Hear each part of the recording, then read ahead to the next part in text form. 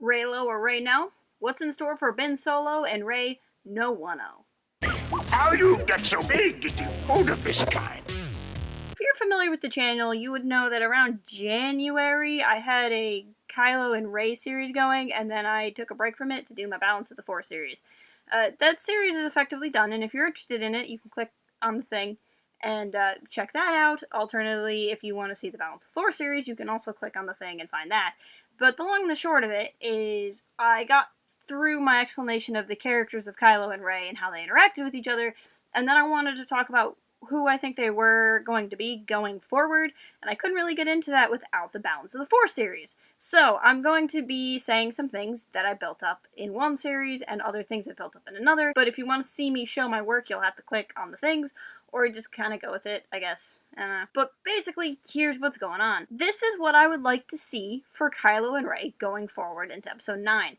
Now, we're going squarely into speculation territory, and this is not territory I like to go in very often. I think that if The Last Jedi taught us anything, it's that if we get all caught up in our speculations and theories, that ultimately we can be let down when we see the film because we've just built it up more than it really needs to be. That said, this is pretty much what I would do if I wrote Episode 9. I'm not writing Episode 9, which means this is probably not even what's going to happen, but this is what I'd like to see. So I've established in my Kylo videos that I don't really see Kylo as the I want to dominate the galaxy type. Yes, he is dominating the galaxy, yes, he is the leader of the First Order, but he's not really doing it because he has a vision for the galaxy. He's doing it because he's sick of being bossed around. He's presumably been somewhat ignored by his hyper-busy parents. He's been almost killed by his uncle. He's been lied to and betrayed by the person that saved him from his parents and his uncle. And now he doesn't really know what to do. But he knows that if he's the supreme leader, he's the supreme leader, and no one can rain on his parade. So in the Kylo and Rey series, I had a what does redemption mean for Ben Solo video.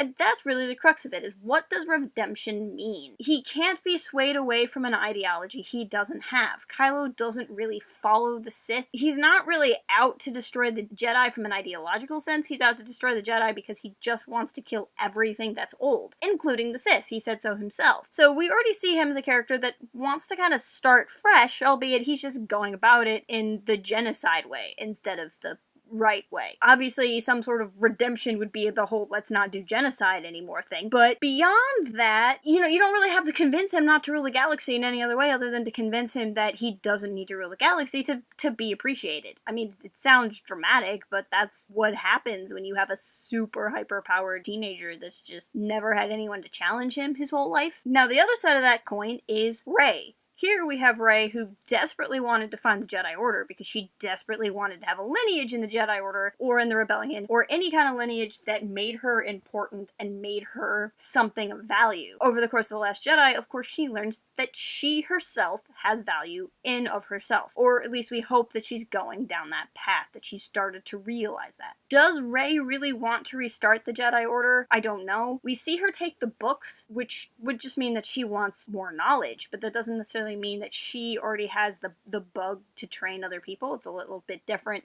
to want to learn and to want to teach.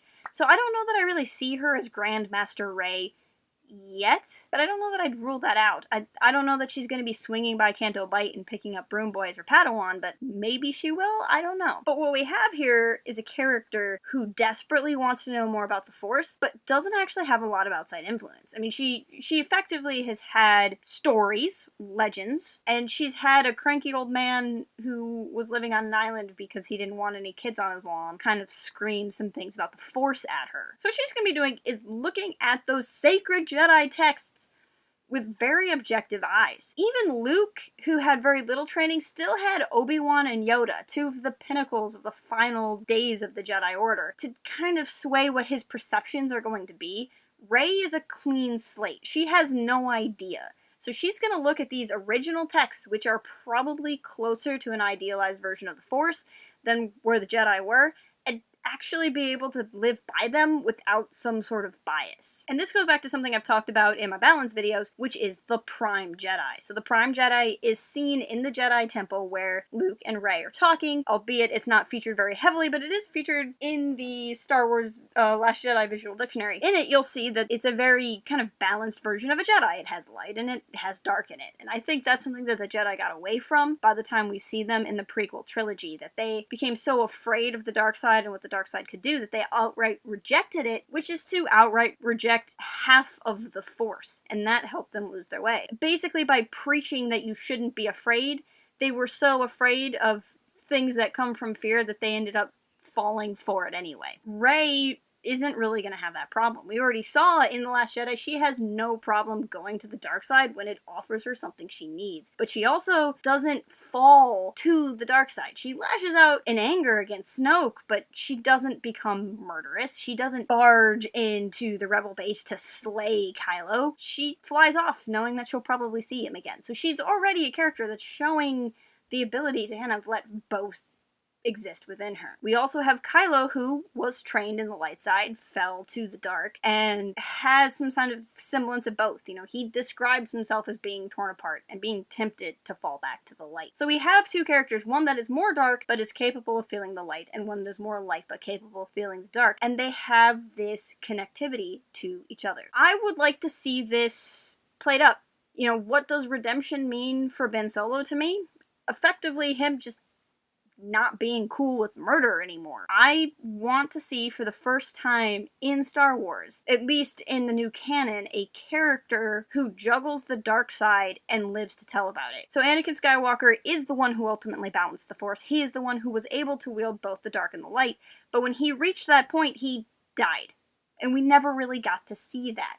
But here we have his grandson, somebody who's already showing an affinity for juggling both the light and the dark within himself, and maybe we could see this realized. I would like to see a dark character. I would like to see somebody who uses the dark side, but isn't evil. And again, if you think I'm talking crazy, please, please, please check out my Balance of the Force series, where I go into how the dark side isn't evil.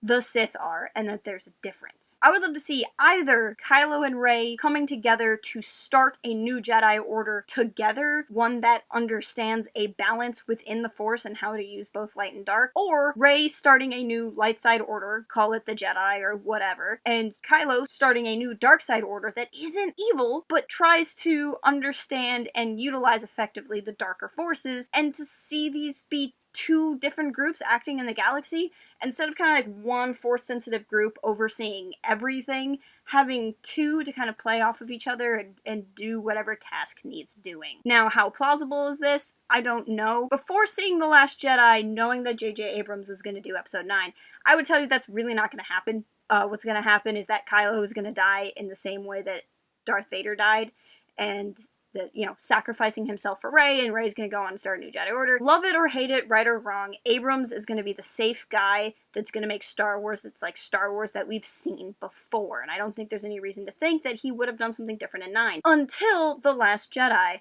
and Abrams' reaction to The Last Jedi. So a lot of people who did like The Force Awakens but didn't like The Last Jedi like to, shall we say, comment that The Last Jedi undoes what was done in The Force Awakens and takes away from it. I absolutely and utterly reject that statement, as you can see in other videos that I've done, such as my one about the Poe and Holdo debate. That said, even if you're mad on Abrams' behalf that it undoes The Force Awakens, Abrams is not mad on his behalf. Abrams loved The Last Jedi and is on record as saying he wished he directed it. I think we're gonna see a movie that's heavily influenced by this, and I think we're gonna see a movie that tries to subvert expectations a little bit while still being Abrams and still being safe. I think we're going to see some sort of combination of the story style and choices that we saw with Rian Johnson with the type of story choices we'd see with J.J. Abrams, which should hopefully be the film that I think everybody really wanted, even though we're just disagreeing about it in weird ways, which is a movie that feels like Star Wars but is a little bit different. I could be completely wrong. Maybe 9 will be the first one I absolutely hate. Who knows? I haven't even seen the trailer yet, but